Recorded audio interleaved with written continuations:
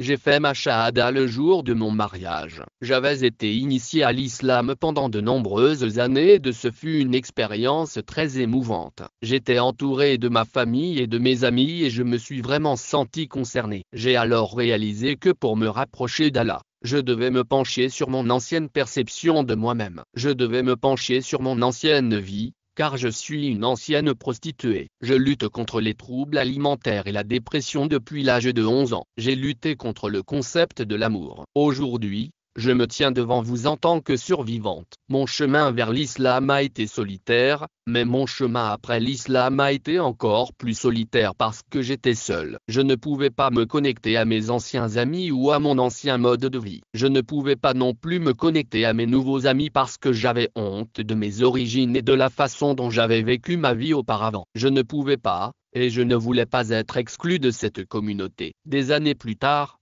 j'ai donc décidé d'écrire l'histoire de ma reconversion et j'ai voulu rester anonyme parce que j'avais peur d'être jugé. Les réactions que j'ai reçues à la suite de la publication de l'histoire de mon retour à l'islam et de mes expériences antérieures ont été à la fois positives et négatives. Cependant, deux choses m'ont laissé perplexe. La première est que personne ne m'a demandé comment j'allais. Ils ne m'ont pas demandé comment j'allais. Ils ne m'ont pas demandé si je me débattais. Ils ne m'ont pas demandé si je ressentais toujours ces sentiments de culpabilité. La deuxième chose qui m'a intrigué, c'est que j'ai commencé à recevoir ces courriels. J'en ai reçu un. J'ai reçu de nombreux courriels de femmes musulmanes, jeunes et moins jeunes, converties ou nées dans l'islam. Elles partageaient toutes les mêmes difficultés que moi, un sentiment de solitude et d'isolement. Elles avaient peur d'en parler parce qu'elles craignaient d'être rejetées par la communauté. Mon histoire n'est pas unique. C'est l'histoire de millions d'autres femmes musulmanes qui luttent également contre la dépression,